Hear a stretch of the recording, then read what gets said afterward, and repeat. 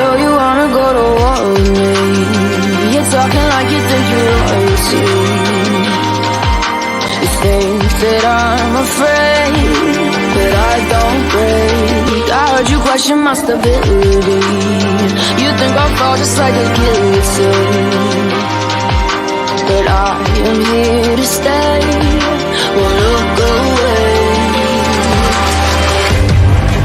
Storm is coming, so you better start running. No, you can't control it in my bones. I'm coming for the, coming for the.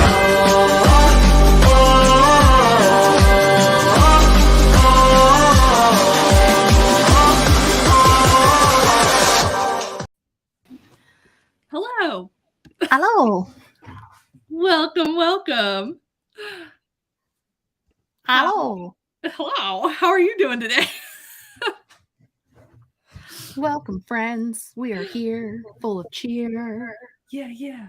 We got Eva's here, JC's here, Becca's here. Hello, everyone.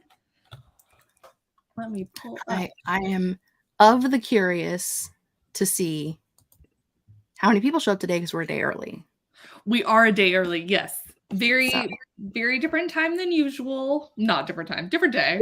Same time, different day, slightly earlier. Have we ever done a Monday before? Because we'll push to like Wednesday sometimes.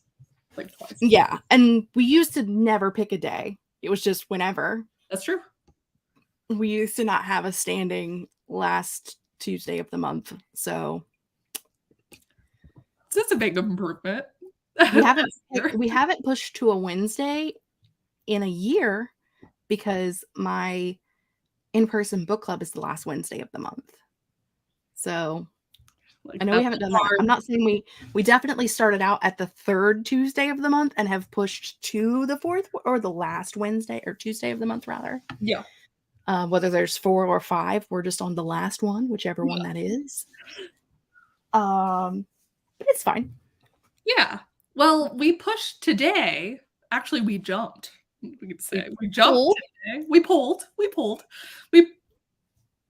Yeah, chirped. Something like that.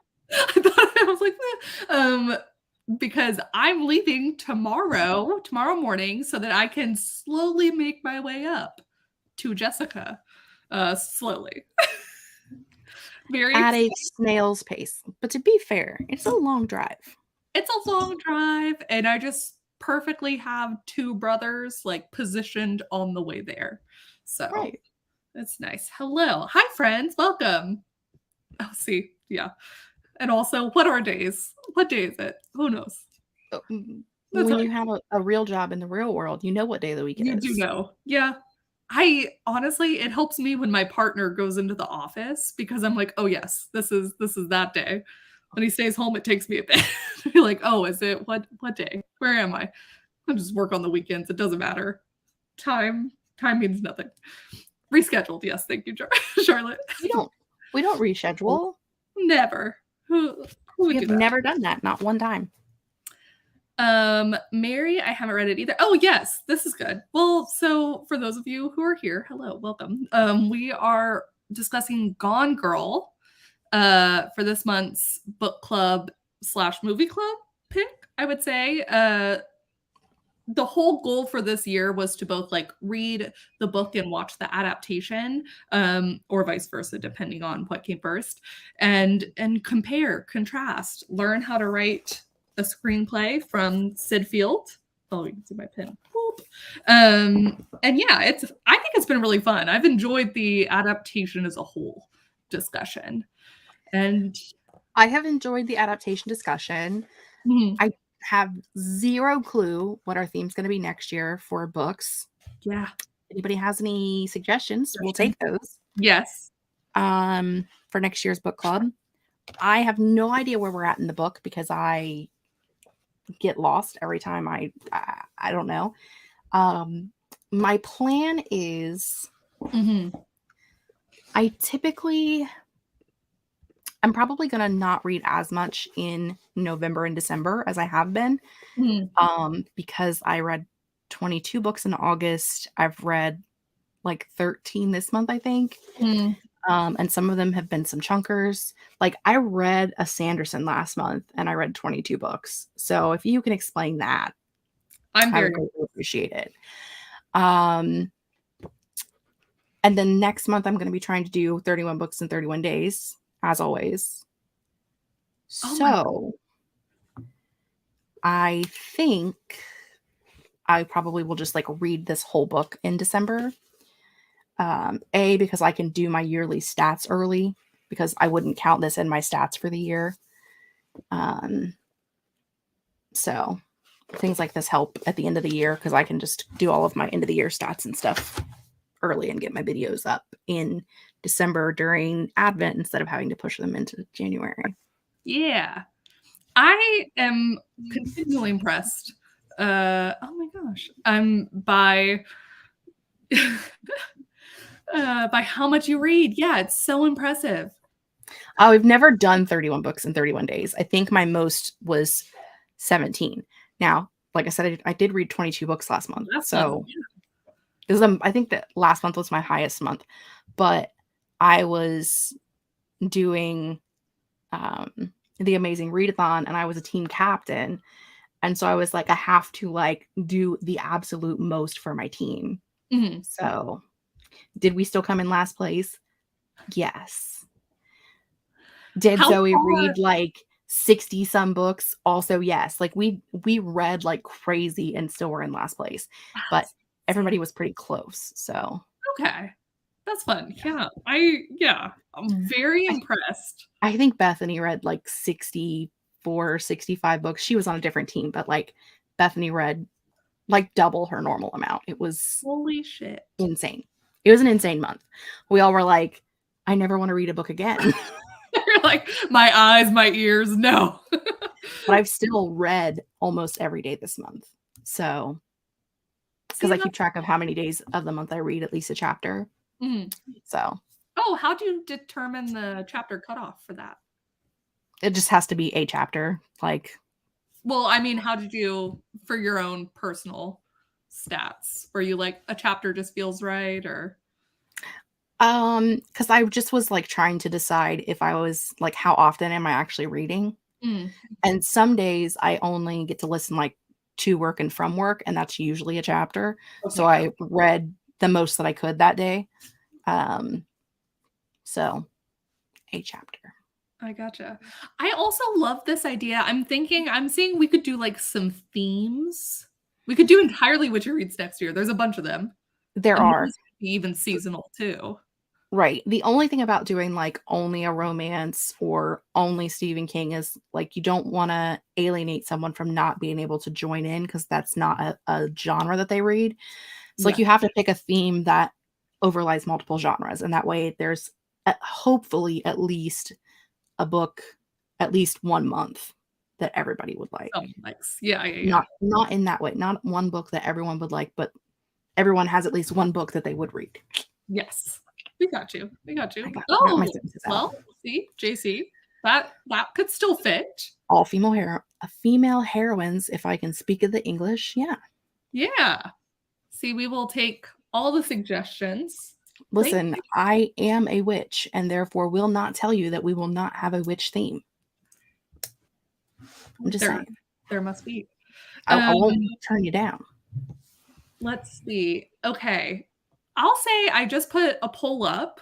I think we have about half of y'all have voted, but I guess depending on which channel you're on, if you've watched Gone Girl, read or watched. And so I actually think we have a higher rate than normal. Only 52% have done neither.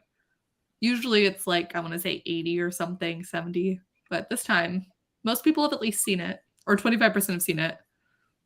4% have done both. 50% have, reversed. I can't talk. Hello. Yes. Jess. I have an idea. Okay. What if we picked the first week of the last 5 years and pick from like the New York Times bestsellers list, like the number one book that week, for the past 5 years and Yeah. then pick a book from those 5. I love that. I've been wanting to do a bestsellers I missed sort of thing. So Right, that would because fit I that. don't right, either that or, like, Goodreads Choice winners, Yes. Goodreads Also. Choice Award winners for the year, Yeah. and go over, like, the last 4 or 5 years and, like, pick a different genre every month, and then pick a book from each genre over the past 4 or 5 years. I think that would be really fun. Plus, then we can talk about how those books got so popular. Some of the ones we Right. picked this year were kind of like more niche.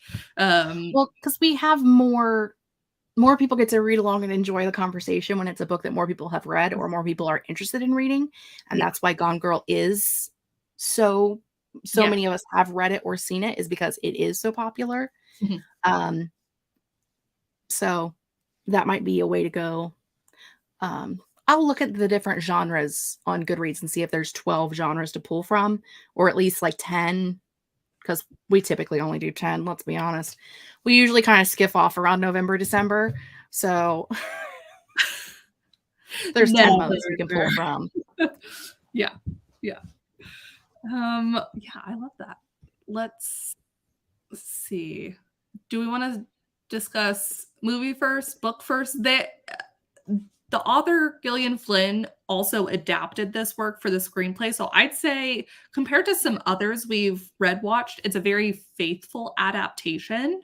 I think maybe there's only a few things cut truly from the movie just for time's sake. So I would love to know for those who have read and watched, which you preferred, the book or the movie. And I'll throw that over to you too, Jess. Did you prefer the movie or the book? I know you have feelings. And I have preferred neither. Yes. I preferred neither.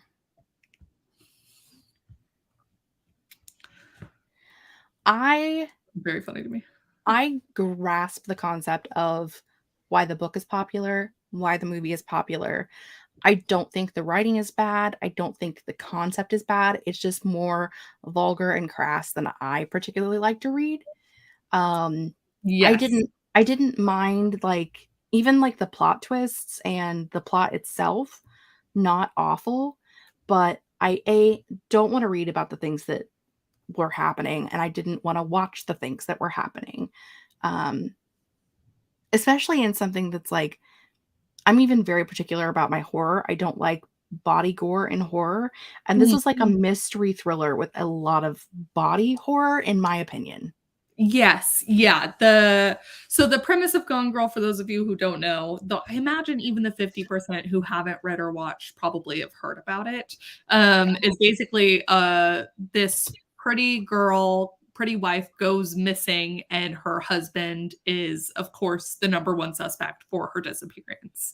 And she was also famously within the book universe, the inspiration behind this amazing Amy series that her parents created. And so there's a whole lot of hype and hubbub around her disappearance. It's told in 3 parts. So we get the first part from Amy's diary's perspective and Nick, the husband's perspective, alternating. And then part 2 and 3 are when the twisty twists happened. And we will be all spoilers from here on out. So if you don't want to know what If happened, you don't want to know, we will see you later.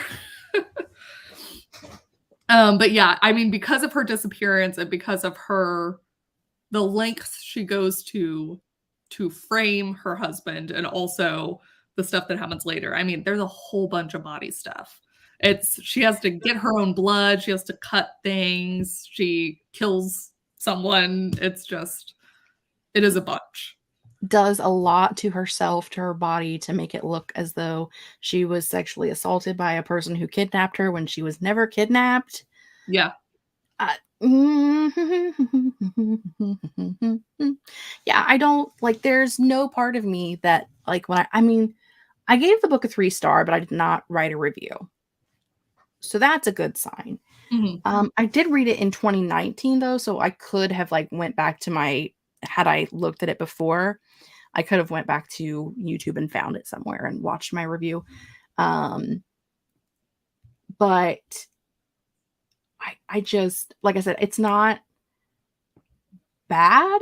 It's actually a fairly decent plot twist and a fairly decent plot in general, but it's not my style. That's fair. Yeah. I feel like a 3 is probably the best I could rate something that is technically good all around, but not for me. I really enjoyed it. I also don't know that I don't read these kind of books a lot. So for me, I thought Gillian Flynn's writing was like a kind of high point and probably the reason I continued reading something that usually is probably a bit too much for me. I thought her writing was excellent across both Nick's character and both like Diary Amy and then the switch to real Amy. The like I bet, except I'd seen the movie first, I bet that twist would have been insane to me the first time. I mean, it's kind of insane the first time you see it anyways, but like had I not known going into it, the writing in the diary is so different from her. I didn't know the twist going into it, which is odd because it had been out for a while when I read it. It had been out for 5 years when I read it, but I also hadn't been on BookTube until like 2017. So there was only a couple of years that where it would have been possible for me to have got information from it. But I remember where I was at the plot twist because I used to, I don't anymore, but I used to have a Bluetooth speaker in the shower and I would like listen while I was in the shower too. And I was in the shower during the plot twist. Like I remember being in the shower listening to the story while I was washing my hair and it went to the twist and I was like, yeah, be fucking kidding me right now. Seriously? What the fuck? Yeah. Yeah, it was like, it was very interesting. And I kind of felt like I knew that that's what was going to happen, but only because so many people had said there was like this huge twist. And you're like, so while you're watching it or listening to it, you're going, okay, what is a likely twist to happen in here that is going to make people feel that way? Yeah. Hold on. Yes. I have an alarm going off. Well, I have a question about the cool girl monologue too. Go take care of your alarm. It doesn't let me click on things. I don't have power here. It was in the shower during a plot twist. Does sound like some Hitchcock psycho stuff. Or you could just say I'm psycho. That's also fair. But I appreciate the Hitchcock mention, but also I'm crazy. The cat got a lot of screen time. I also didn't know the genre. Fair enough, Eva. I think the cat also got a lot of screen time. I do agree. Yeah, I thought the cat was gonna Not have mad. Man, yeah. So the book, the movie, let's see. Let me scroll down to boom. When did you first hear the cool girl monologue? Was it when you read the book or was it when had you heard about it before? Like as a concept? Or as a concept, yeah. I feel like because I was really late on the train, I had actually heard, I'd like read the cool girl monologue quoted elsewhere and like people referenced it all the time on social media before I ever actually saw the movie or read the book. And it's almost like, I don't know if it's word for word in the movie, but I know it is in the movie pretty closely to the way they do it in the book. So, you know, it's so much of like what she said is like so true, but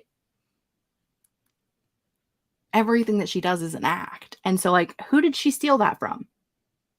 oh, that's an interesting, Who did she take it from? Because she didn't have any, I mean, she didn't have any original ideas. Other than to frame to frame her husband.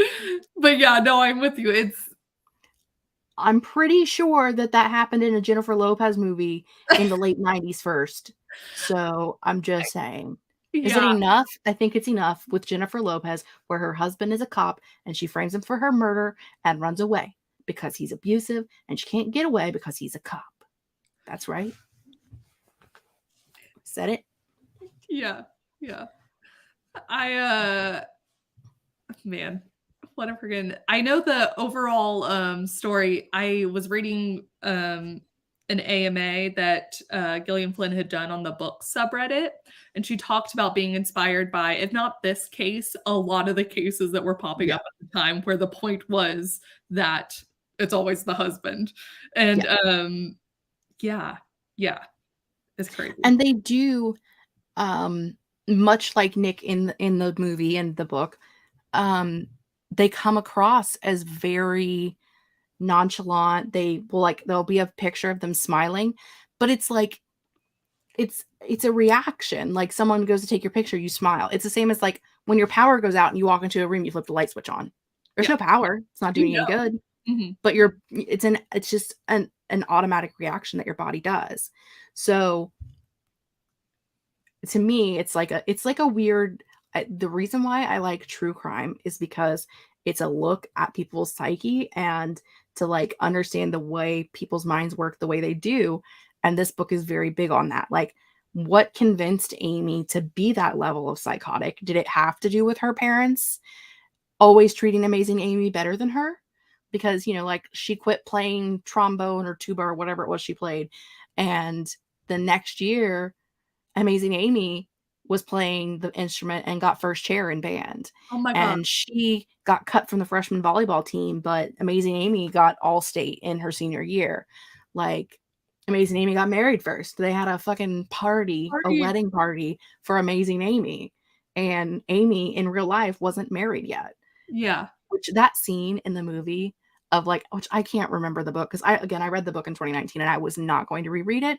Sorry. But like him like sitting there with like all of the reporters because he's also a reporter. That scene is so smooth. It was so well done. Like, it's so interesting because I haven't seen the movie in a few months that I don't even remember. I don't remember that part. They do have those similar scenes in the book, with just the juxtaposition between how Amazing Amy's treated and then the very real Amy having to go to the events with Amazing Amy, even as an adult. And her, that's what, a different question. I thought all of the people in the book were terrible, more or less. Like some of them were less terrible than others, but they're all pretty bad. Like I do wonder how much of that was Amy a narcissist. It's how much is the complaints about her parents real. She talks about it in the diary, but then like in the real version of her is also so mad. It was like every friend or like guy she used to date also talked about how much she hated the comparisons with Amazing Amy. I don't know. Her parents did a number on her. Was she ever also like Desi was psychotic? Oh my God, it was so quick to being, they're all bad. He was like, oh, by the way, I've just been waiting for you to call me, and now we're going to be like married. And I know that your husband just beat the crap out of you, but let's have sex. And I'm like, no. Yeah, in the book version, he's like a little bit tamer than that, but he also has the whole tulip room that he created for her and had like the greenhouse that he'd been watering and doing all this stuff for like at least a year, planning on her being there somehow. And he had bought clothes in her size, her favorite foods were there. Like, how did he know all of this about her? He hadn't dated her since high school. Yeah, it does honestly such a job of I'm moderately happy that she killed him because that's what I was afraid he would have killed someone else had he gotten obsessed with someone else. He may have already killed someone else. We don't know. We don't know get his backstory. We just know he's a psychopath. A rich man who could get away with it if he wanted to. So scary. yeah, it's one of those where once you finally get Amy's like real Amy's perspective, if she even knows who real Amy is, because it's hard to say. Her whole point at the end is she's still like, great, now I get to try and pretend to be the best wife and the best mom again, because you'll pretend to. Like they're very much about all pretending. So who is Amy? But yeah, I rooted for Amy to kill him. I was like, you know what, please. And honestly, I rooted for Amy to frame her husband. I was like, Nick sucks. Frame him. Like I did not. I was like, Amy also sucks. Deserves to have her money stolen from her, I guess. But I wonder if like, does Nick really suck, or like, was he in a bad place? Like, was he backed into a corner that there really wasn't any way out of? Because she owned everything that he had, including his bar that his sister was part owner of. That was like their only source of income. And so like, it wasn't like he could divorce her and leave her. Right. Because she would have everything and he would have nothing. And I mean, you can, but like, and he was planning to. He had like planned on, I mean, dick move, planning to talk to the woman about a divorce on your anniversary for sure. But like, he was actually like working towards getting out of the relationship. But I think it is hard because it's pretty clear that Amy pretended to be who he wanted at the start of the relationship. So I can see the argument that she kind of like, I don't want to say. But did she? Because that all of that perspective is from Diary Amy, and she wrote all of that like in the weeks leading up to her disappearance. No, that's what I'm saying. I think she faked being, even back then, not from the diary perspective. I think Amy was a different person that Nick met, really. And then she did slowly change, which was his point. But also, even then he sounded like he sucked. Like from his perspective, he admitted that he had done bad thing, didn't care, and like never noticed. He says like there's a marked difference at the end where he's like, oh, now I'm the one paying attention to what she does finally, but only because I'm afraid she's gonna fucking kill me in my sleep or like whatever. But he's like, but now I'm paying attention. Like it was just, the only person that I really liked was his sister Margot. I liked her.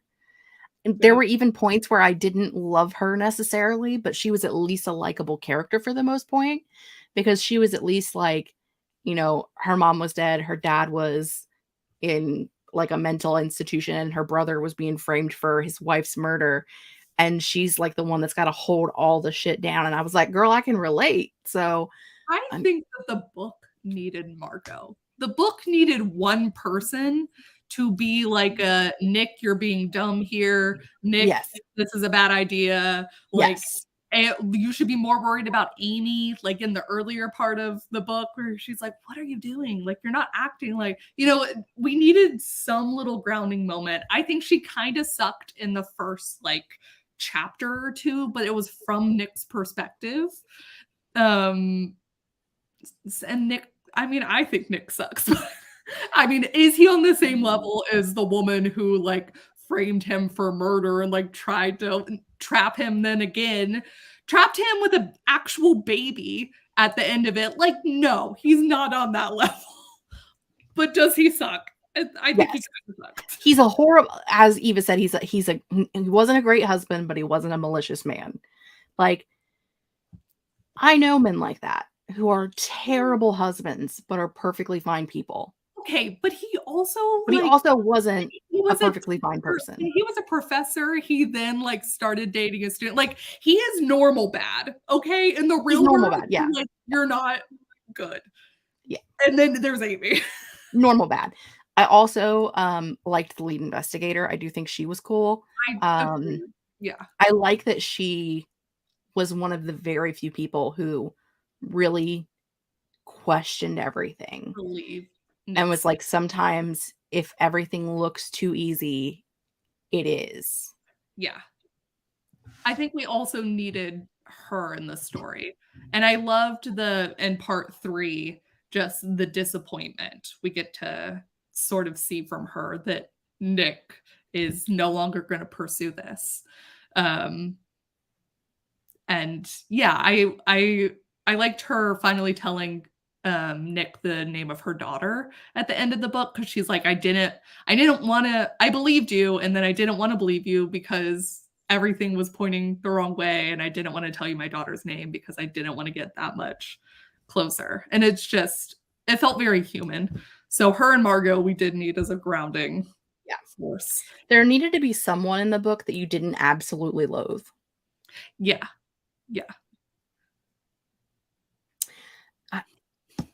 As far as like book to movie adaptation, fantastic job.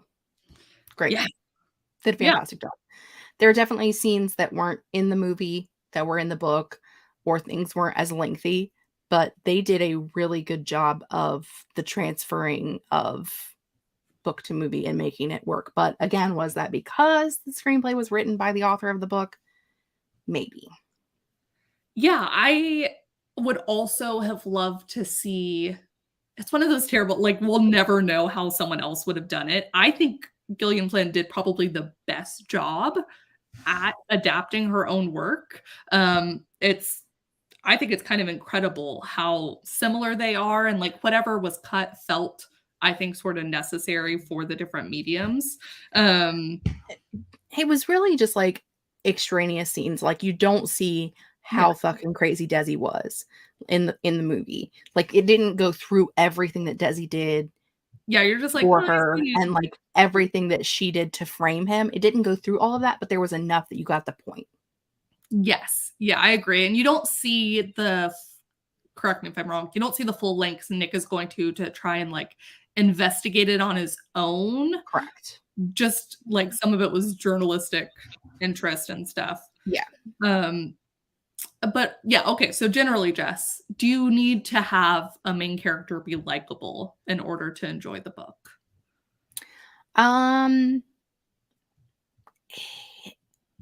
It depends on likable, because I like prickly heroines, especially, and I do like a prickly hero.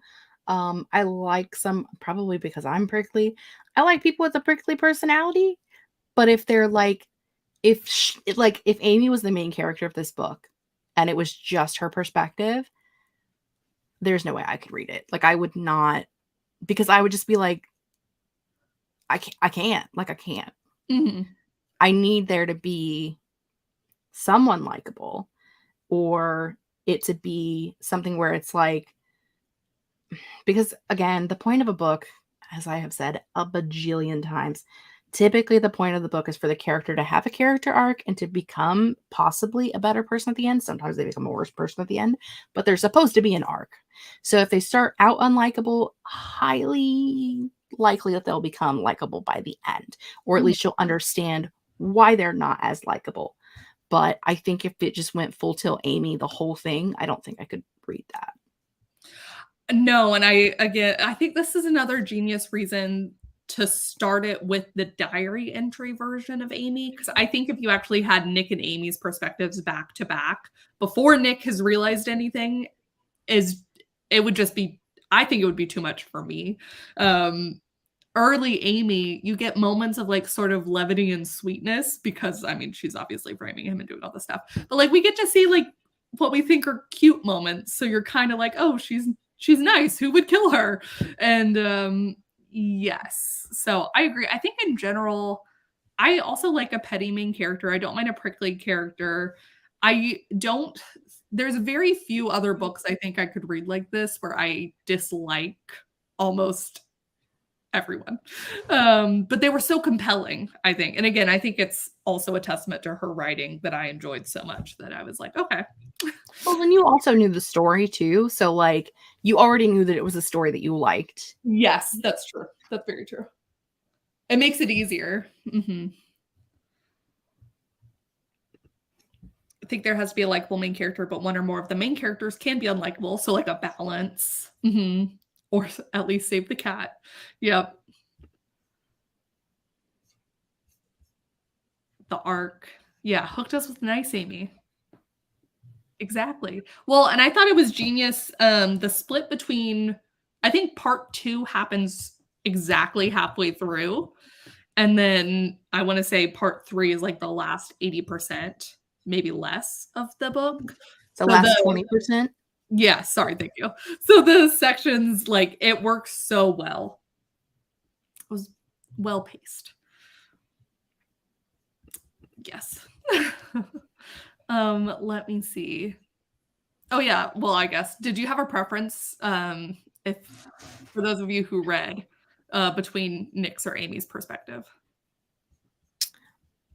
I think I liked reading Nick's perspective more, if I remember correctly. A, because his perspective is less vulgar and crass. It's somehow and it also is more about trying to figure out what Amy had done. Done. And yeah, I think Nick, just because that's like where the mystery lies, and also he was not as disgusting to read as she was. She was very vulgar. I mean, he had his dad's, he calls it his dad's thing, where it's definitely like a lot of like bitch and like just saying like just mean things about women. That was like, Nick would sometimes check himself and say it was his dad coming forward, but other times he did not check himself. But as a whole, it was definitely less vulgar than Amy's was. I'm with you. And I agree. The mystery is from Nick's point of view. I think when Amy, I don't know why this stuck with me so much besides the wine bottle. When Amy is first in the motel, she's making friends with someone, and the girl says that she like, it's kind of an offhand comment about like real Amy who's on the TV when she's pretending to be someone else. Says some mean things about her, or is just speculating, and then she goes to the girl's fridge and just spits in her milk, spits in her food and stuff. And I was like, this is all I needed to know about this character, you know? Mm-hmm. Thanks, Ava. I wish I could see what it was. I'll have to check over here. Oh, yeah. There is going to be a sequel, or Gillian Flynn was working on one with the baby, like once the baby's in its teen years. Really? Yes. Hold on. This is what I had the AMA pulled up, and I was reading it like halfway through the book, and I was like, excuse me? That is that's a thing. Oh, I wish I could. Yeah. Honestly, I am just sad that she didn't just take all those pills and throw herself in the Gulf of Mexico like she talked about doing. Wish she would have done it. Book would have been not as good, but I'd have been a happier person. I mean, she had so many times where she's like, I'm just going to actually kill myself. I'm just going to do this. And like, that was her plan all along. And it was an interesting character flip when she's like, I don't deserve that. And I'm like, yeah, this girl crazy. I can't. She should have done it. Because now she's going to have a child, and the kid's going to have to grow up with that parent. Plus, the two parents that she has are psychotic. There's no way that kid's going to be stable. No. I cannot even imagine. Do you feel like your characters are likable, Jess? Or do you now than before? Huh? More so now than before. Oh, okay. Well, yeah. You read Emma. You know what Emma used to be like. Yeah. Is that something you focus on when you're first planning things? Not really. Yeah. The character's personality comes from whatever the story needs it to be.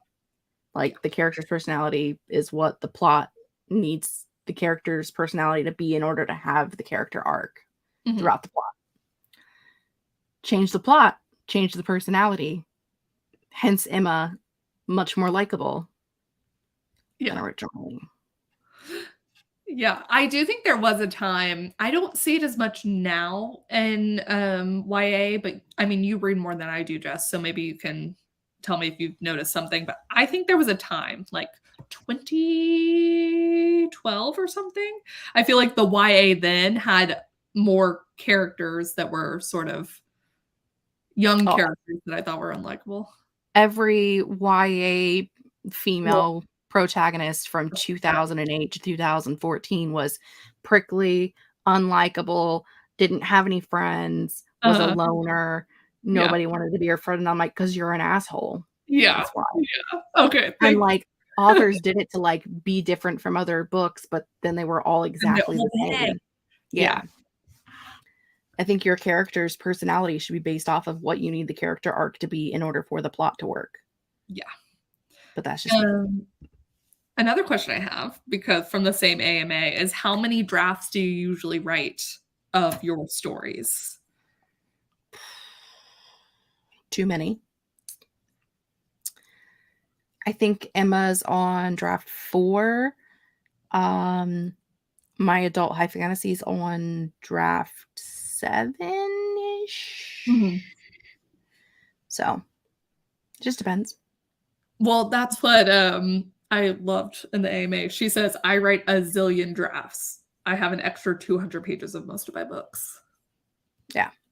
Which I always appreciate seeing that as a response, where it's just like, you gotta write as many as it takes to get it done.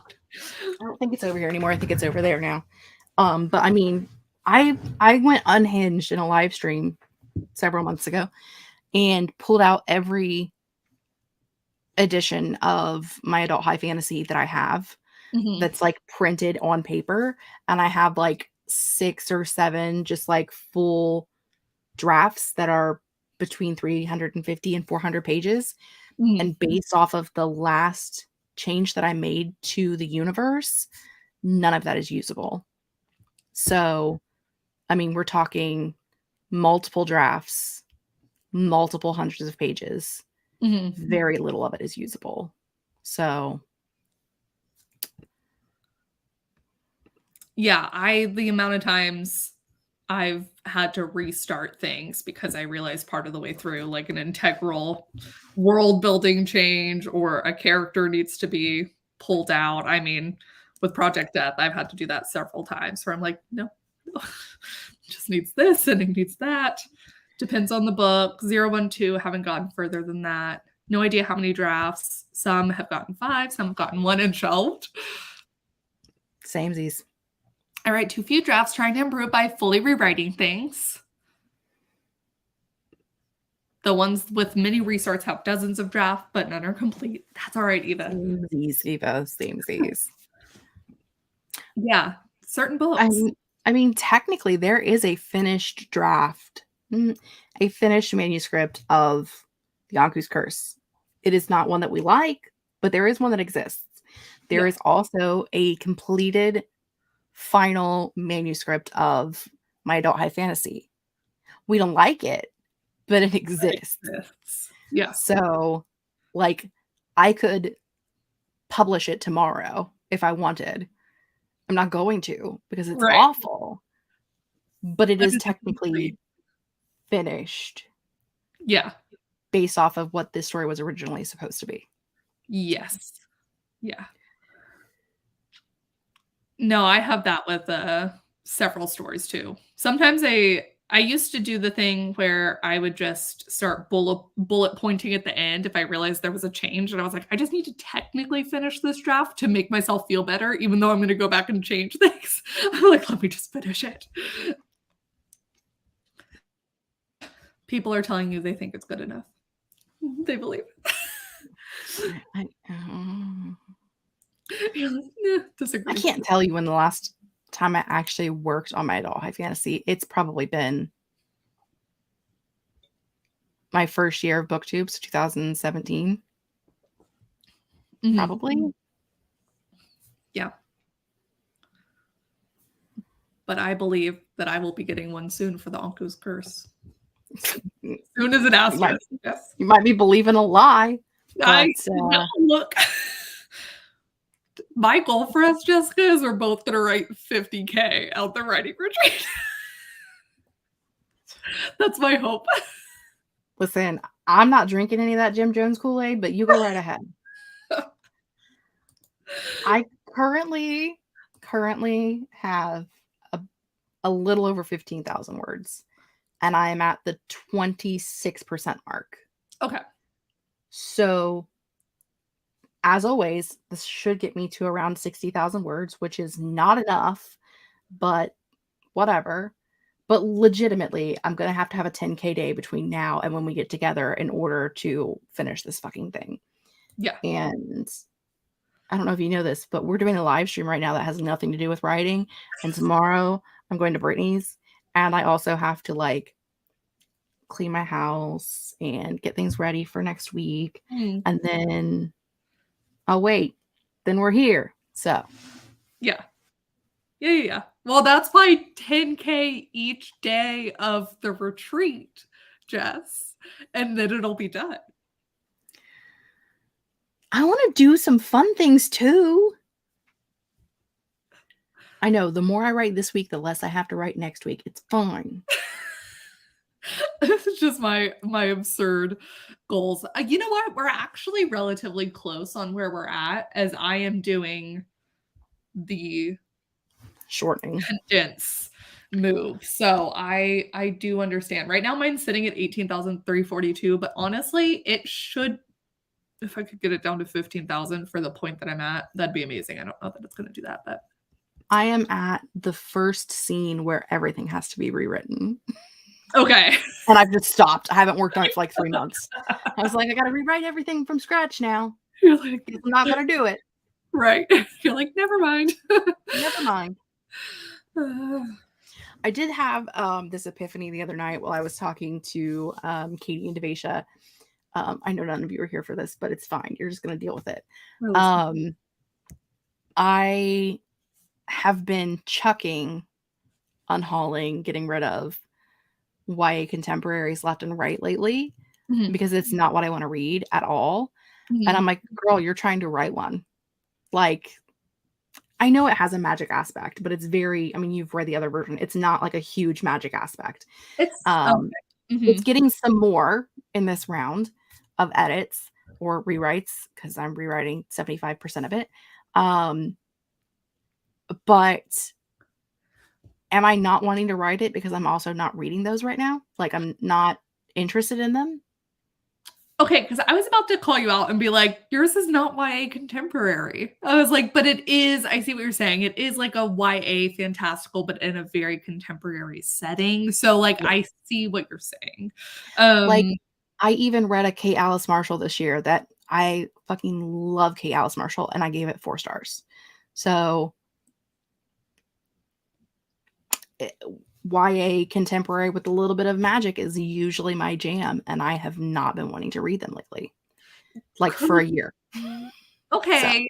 So. Well, but we're getting on spooky season. Have you reread recently some of your favorite, like, because you have some YA contemporaries with magic in them that you really love. I love. Yeah. So maybe the key would be to reread those and then like jumpstart the writing of your story again. I'm just gonna suffer and I'm gonna finish it. And then don't know what I'm gonna do for the rest of October. Probably finish it because it's not gonna be done. And then in November I'm gonna work on the adult romance werewolf story. So yay. Okay. I was already knew your Nano. Okay. Yeah. Yeah. Nano, I'm going to start a new draft. It'll be the first time I've done like a new draft for Nano in like 5 or 6 years. That's fun. So, yeah. Yeah. I have a couple projects because I have some that I've started this year and I haven't finished. I feel like I kind of want to finish them, but also I did have an idea for a Romantasy, which I've never written before. And I do sort of desperately want to have something new for Nano, but anyways, I'm kind of fighting myself trying to figure out. I'll figure it out later. I mean, I feel like the adult romance werewolf story is essentially a Romantasy. No, that totally. It's a paranormal romance. Yeah, it's the same deal. Okay. I just have to figure out how open and or closed I want the doors to be. Oh, that's where I'm currently debating. Have you written a sex scene before? I have, but like, was it open or closed? Then, or open. Like how open? Listen, I used to write fan fiction, so very open. But I don't know that I'm comfortable doing that in a book that I would possibly sell to someone. So like, I I'm do not like, things. I'm not that person who's like, I don't want my mom to read it because my mom's never going to read a book, so it doesn't matter. My grandmothers are dead. They're not going to read them either. So it's like, I'm not worried about people I know reading it.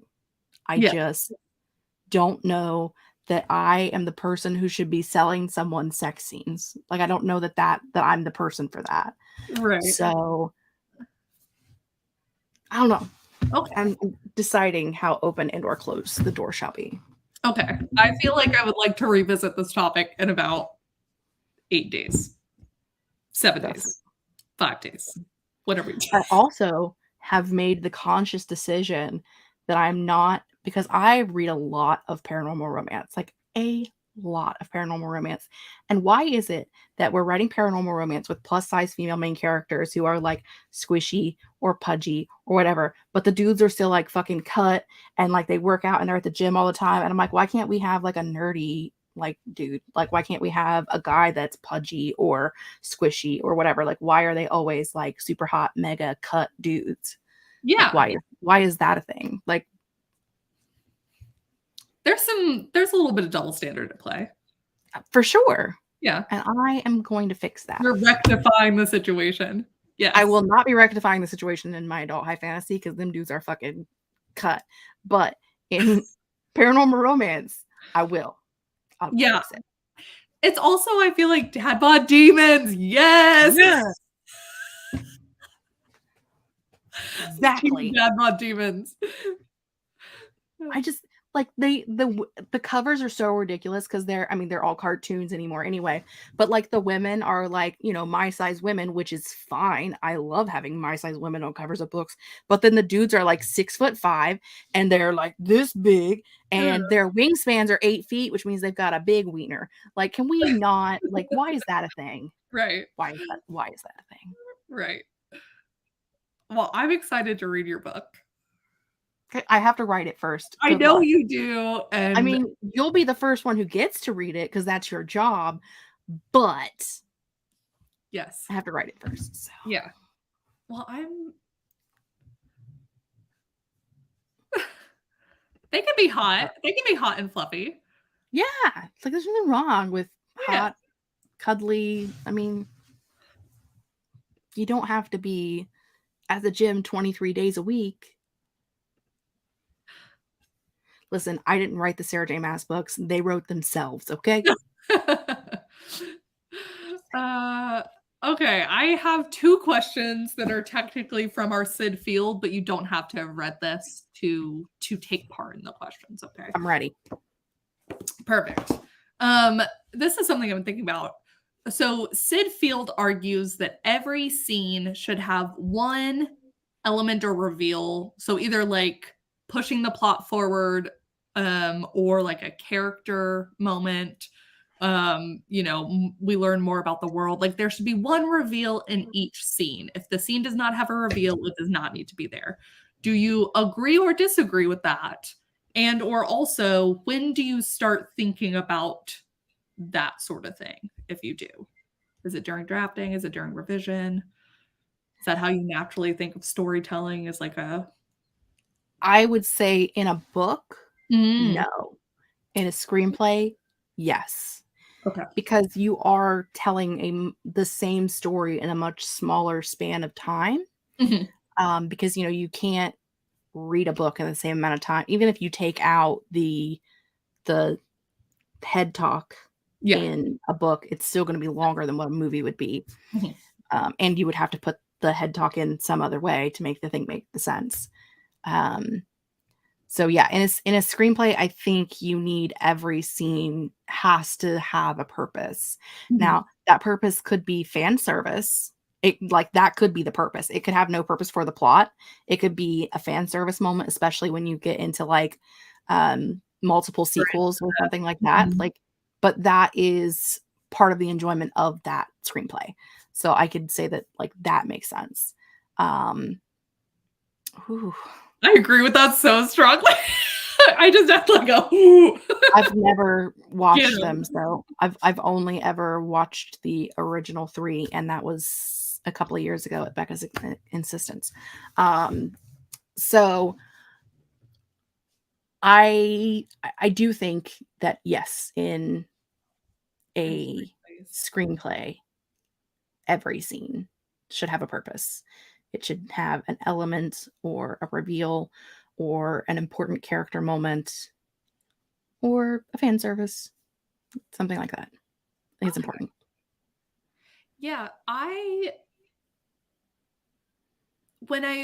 because I'm having to condense right now, I'm thinking about this a lot, where I'm looking at individual scenes I've written and I've looked at it and I'm like, if there's only one reveal or there's only like a little bit of something here, sometimes I'm like, I guess I can scrap this. I need the words and I can put this one reveal or this one thing in a different scene.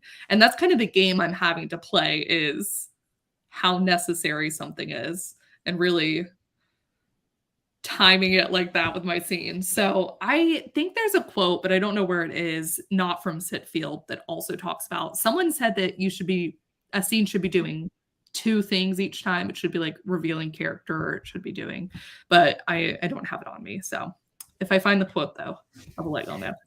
I want you to know I have not been reading this book, but I have, in fact, been watching The Covenant ad nauseum, preparing my brain to write a screenplay of a sequel that will never exist. Very excited. Yes. Me too. I agree about needing a reveal of some kind of neat scene. Otherwise, it's just vibes. And I don't particularly like books that are just vibes. You can weave vibes into scenes. So that's actually a good point too. Sometimes it's like a stylistic thing. I know a lot of slice of life books are like almost exclusively vibes, right? Listen, if it's a fall witchy book, I can live off of vibes. It doesn't even need to have a plot, my dude. I can, like, I'm here. Yeah. Sign me up. Yes. Yes, that's exactly right. Yeah, there's not a whole lot of time. So it has to be doing something. Okay, and then I have the final question for y'all. Oops, if I can press the right button. Do you enjoy writing action scenes / sequences? Have you written one before? And do you find them more or less difficult than other scenes to write? I have written them in novels. I haven't written them in screenplays because I've written exactly one sentence in a screenplay and went, no, thank you. And that was whenever we tried that experiment last year before, who knows. But my adult high fantasy is very warrior focused. I mean, literally the working title is Warriors of Comadria. So like they fight. War. They do some fighting. And I like writing action scenes. I like writing action sequences. I mean, action sequences can be things besides fighting. One of my favorite movies is This Means War, which is technically a romance, but also an action movie. Have you seen it? Yes, I have so many thoughts, but go ahead. Yeah. Because it's literally just like very attractive men on the screen. Reese Witherspoon, not bad to look at, but also shit is blowing up all the fucking time. Like it's just action scene after action scene after action scene. That whole movie is just like stuff blowing up and doing this and doing that. Like it's so much fun to watch. Yeah. And so I like to write them because they're fun to watch. Yeah. This Means War is my perfect example of a movie that I actually don't think is good, but I love it nonetheless. Because of what you're saying. It is just nonstop action and hijinks, and I cannot get over it. And Chris Pine, and I am blanking on his name right now. I'll never remember it. I can't remember. Man, it's attractive. They're like, those two are so good. Reese Witherspoon, shockingly, as much as I love her, in this movie I could have taken her or left her. But like there's the banter between the two guys when they realize that they're like going after the same girl. Amazing. And then they're like, well, we're gonna fight for her. And then just like the whole thing is so good, so bad, but so good. So good. Yes. And like it's the perfect movie to like watch with your spouse who is like an action movie freak, because there's plenty for them to watch. It is just so fun. There's the girl who does not have a spouse. But it's fine. It is fun. It is fun, which I had fun watching it. I have fun thinking about it. I'm having fun in this conversation. It's great. Yeah, that's actually one of the things which I think is so funny because I don't think that Sid Field would have loved the screenplay. No. For This Means War, because the whole chapter on action sequences he was talking about how to write them. And the big lesson I've learned in reading this versus like what I came into thinking a screenplay is about is just the amount of stylistic choice you still have while writing a screenplay. So you still need to have, like in a novel, you expect during like intense action scenes to have like those short sentences and just like bursts of things, like really explosive language, all that stuff. In my head, before I read this book, I would have been like, I don't know that the actual screenplay needs to do that. That's the point of the director, whatever. No. To have like a good written, well-written screenplay, you also need to have all those short sentences and the explosive language and stuff. And it's just really interesting. He says that you need to balance it a little bit more, which This Means War does not do. But so good. This doesn't mean that I don't like it. Also, I'm talking about writing a sequel to The Covenant, which is a horrible movie. I love it.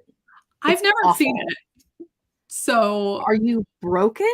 We should watch it when we're together. Listen, Wallace will be down for that. She loves that movie. Yeah.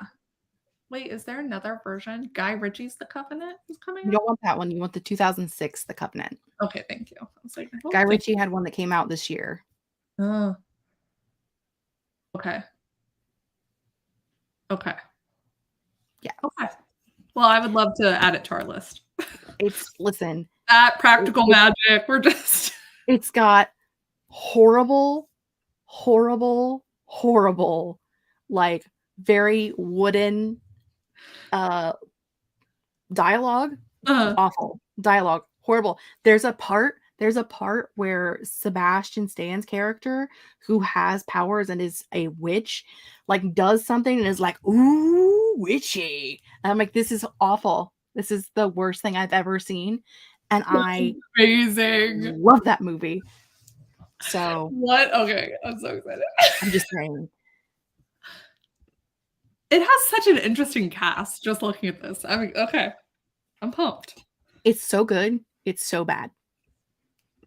Okay. So you know. Honestly, that you could sell me on a lot of movies if that's what you explain it as. So yeah. That's just so good, so bad. Speaks to my soul. I be great, excellent. Thank you. Yes. That's all the questions I had. We've covered it. Did anyone else have anything on Gone Girl, writing thrillers maybe? Are you trying to write a thriller? Do you have any thrillers you like? You know, we can just. Do you just want us to tell you what our plans are for next month? Like, yeah, we can roll into it. What are you guys looking forward to right now? Feeling. What's the vibe? Oh, I'm looking forward to this being over so I can go eat pizza. Okay, that feels very good. Yes. So then let's move to the chatting and telling them what we're doing for not just next month, but November as well. It's a twofer. It is a twofer Tuesday. Mm-hmm. We're being kind. Yes. Because next month is Preptober and then Nanober. Yeah. But we're going with it. I think it's just we've been talking about it all year. We've been hyping it up. It's time. The time is here. We're going to be doing Vampire Academy. Right. And we're doing all of the Vampire Academy. We are reading the first book.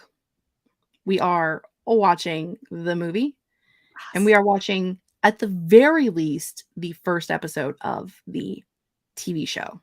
Here's the thing. Yes, I think I'm going to try. Okay. Vampire Academy, I stopped reading after, I want to say, the third book because I got very hurt by it. Right. And then I still have literally an episode and a half of the Vampire Academy series to watch because I apparently can't let things end. And so I just stopped watching. So for me, my personal challenge is to finish the series and finish the book series, at least the first 5. And we have a special guest star who will be joining us, even though we've not actually planned the exact date it will be happening. It'll be Bex. Becca! Of course, you're still invited to You're that. still invited.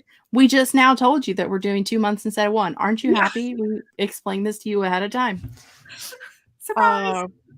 I've watched all of the series. I've read all of the Vampire Academy. I've also read Bloodlines, which is the sequel series. I've watched the movie so many times that I can tell you pretty much the entire opening scene word for word. Yeah. I should say opening scenes plural. Yeah. The flashback and the modern day. The dream sequence, if you will, and the aftermath of the dream sequence, because I've seen it that many times. It also is horrible, but so good. It's so good. Yeah, this is what. Okay, so I've read all the books and the spinoff and watched the movie. Still haven't watched the show yet. I need to do that. Okay. This is another thing we're adding to the list. They change so much in the show. They change so much in the show. Like, the entire society is completely different. And it is so fucking good. It was a like good it is so like the acting was great, the costuming was great, the world changes they made were fantastic. I don't know how it didn't get a second season. Like, I literally do not understand. So good. I'm also a little surprised, even though I've not seen the last episode and a half. But from what I saw of the first bit, I really enjoyed it. So yeah, I'm surprised and a little bummed.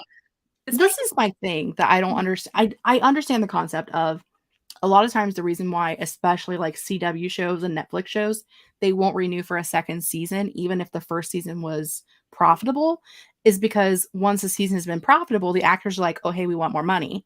And it costs them less to fund an entire new show, build new sets, and do all of these things than it does to pay the actors more money. I don't think that makes sense to me, but that is what I've been told, like why they cycle through series so often, even if it's a popular series. Which makes me very grumpy because I want to see season 2. I want it to happen. Yeah. Well, and those actors, I feel like almost all of them will be popping up in other stuff. A lot of them were very charismatic, like through the, and I was just so impressed that the casting did such a good job of getting just such charming people that they had much better banter than the movie did. They felt more like the characters than the movie did. So good. So good. Yeah. Yes, this is what I was gonna say. Was it the car crash tumbling scene? Yeah. And it was bad. It's better, I think I remember, than what we saw, but like I wouldn't say it's incredible if I'm remembering right. Yeah, but, you said that when we watched it, because we watched it together. We did. We watched the first episode together last year at the cabin. Yeah, and yeah, it was fine. It was fine. I also was about to make this a question earlier, so I'm just going to ask real quick. JC is saying, sort of related to screenplay writing, while writing Project Death, do you sometimes think it could also be a movie one day? I think that Project Death could be like a mini series. So my question for y'all is, what like story that you're writing do you think could be best adapted for the screen? And is that a mini series? Is that a TV show? Is it a movie? So I'm throwing it to you, Jessica. I mean, probably the cheapest to do would be French Grim Reaper. Very little special effects would be needed. It's set in modern day, not a whole lot. But probably the best would be the adult high fantasy, because I feel like it would be for fans of like Game of Thrones, Lord of the Rings, not writing style. Please don't think that I'm anywhere in there. I'm just talking story in general. Lord of the Rings, Game of Thrones, Wheel of Time, like that kind of like a world that exists. Brandon Sanderson's worlds, like it's very similar to that. So, like, yes, I think it could make great TV series, movie series, whatever. But I don't know that I think that French Grim Reaper would make a great movie. The second book would make a good movie. The other Graveyard book would be a good movie. But yeah, it's whatever. See, I think French Grim Reaper could be a good TV show. Like I could It would see be a good Disney show. Yeah, well, I was gonna say I could see like a CW. I don't even know that it's edgy enough for the CW. No, I think it could be. I think they'd reinterpret it to make it edgy enough. If someone else was writing it, it could be good for the CW. The concept, I think, is perfect, like CW stuff. A standalone little book about a writer living in an old house with 5 ghosts as unofficial housemates. I would love that. I can't tell if you're describing something or if this is what you're currently working on. I missed. I think that's the one that she would want turned into a movie. Okay. Oh, I would love that. Yes.